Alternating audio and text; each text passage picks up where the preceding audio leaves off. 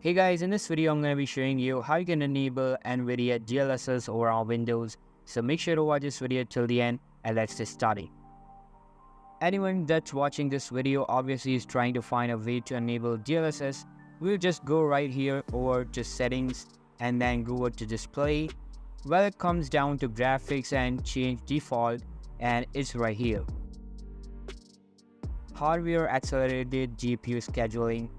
So what this does is just whatever the setting is that it needs to enable, you just click over on and then DLSS will be active and you'll be able to use it in your games. I had trouble using DLSS in Spider-Man and in Call of Duty as well as Cyberpunk.